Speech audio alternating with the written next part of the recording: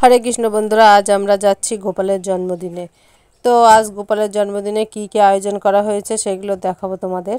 আর এই দেখো, গোপালকে স্নান করানোর জন্য কত কিছু আয়োজন করা হয়েছে। তো প্রথমেই তোমাদের সঙ্গে শেয়ার করব গোপালের স্নান করানোটা। তো চলো দেখা যাক কিভাবে গোপালকে স্নান করানো হয়।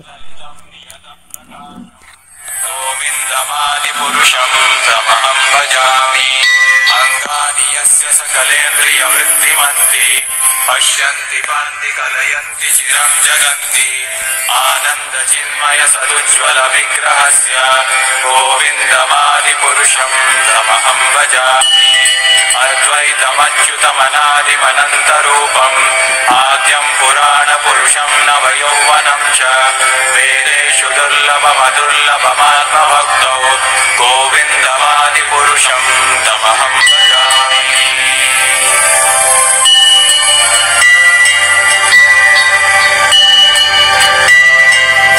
एकोऽप्यसौ रचयितुं जगदण्डकोटिपान्ति कलयन्ति चिरं जगन्ति आनन्दचिन्मयसदुज्ज्वलविग्रहस्य गोविन्दमादिपुरुषं तमहं भजामि अद्वैतमच्युतमनादिमनन्तरूपम् आद्यं पुराणपुरुषं नवयौवनं च वेदेषु दुर्लभमदुर्लभमात्मभक्तौ गोविन्दमादिपुरुषं तमहं भजामि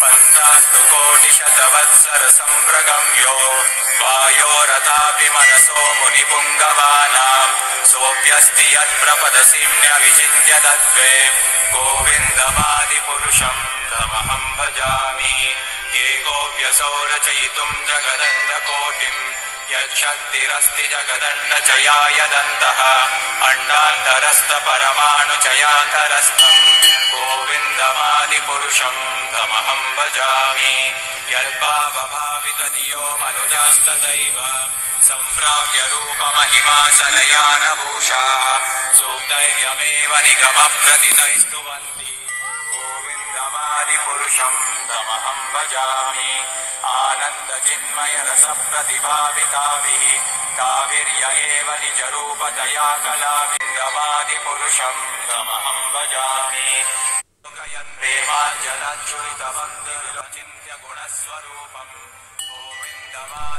আমাদের গোপালের স্নানের পর্ব শেষ।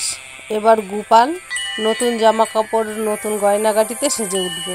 তো দেখো, আমাদের গোপাল কি সুন্দর পিঙ্ক কালারের একটা জামা পরেছে। এদিকে গোপালের দাদা দেখো, গোপালকে একদম সোনার চুড়ি, সোনার কানের দুল দিয়ে সাজিয়েছে। যেহেতু বাঁশিটা সোনার ছিল না, এখনও বানানো হয়নি, সেই কারণে গোপালকে একটা কিনা বাঁশি এনে দিয়েছে। যেহেতু গোপালের বাবার সোনার দোকান, সেই কারণেই গোপালকে একদম সোনায় সোহাগা বানিয়ে তুলেছে। তো দেখো, গোপালের দাদা গোপালকে একদম নিজের মনের আনন্দে সাজাচ্ছে। মানে গোপাল যত সুন্দরভাবে সাজতে ভালোবাসে সেইভাবেই সাজাচ্ছে। কিন্তু গোপালের দাদার এত চেষ্টা করলাম ক্যামেরার সামনে আনার জন্য, গোপালের দাদা ক্যামেরার সামনে আসতেই চাইল না। তো সেই কারণে আমি গোপালের দাদাকে তোমাদের দেখাতে পারছি না। গোপালের দাদা এতটাই লজ্জা পাচ্ছিল ক্যামেরার সামনে আসতে, বলছে আমার ছবি তুলতে হবে না। তো দেখো, গোপালকে গোপালের দাদা কি সুন্দর করে সাজিয়েছে। এরপর দেখো, গোপালের মা গোপালের মন পছন্দ মতন সব খাবার বানিয়েছে। তালের বড়া, নারকেলের নাড়ু, সুজির হালুয়া। এখানে দেখো, গোপালের দিদি লাড্ডু আর নাড়ু দিয়ে কি সুন্দর থালা সাজিয়েছে। আর এখানে দেখো, গোপালের মা সকাল থেকেই গোপালের মন পছন্দ খাবার বানানো শুরু করে দিয়েছিল, যেহেতু গোপালকে তাড়াতাড়ি ভোগ লাগাবে সেই কারণেই। তো দেখো, গোপালের ঘরটাও কত সুন্দর করে সাজিয়েছে। ঘরের এই সব আলপনাগুলো গোপালের দাদা দিয়েছে। তো তারপর দেখো, গোপালের মা গোপালের সব মন পছন্দ খাবার নিয়ে চলে এসছে। ঠিক 56 ভোগ দিয়ে গোপালকে ভোগ লাগাবে। তো দেখো, গোপাল আজ খুব খুশি। তো বন্ধুরা, আমার এই জন্মাষ্টমীর ভিডিওটা তোমাদের কেমন লাগলো অবশ্যই আমাকে জানিও। আর ততক্ষণ তোমরা সুস্থ থেকো, ভালো থেকো, টাটা।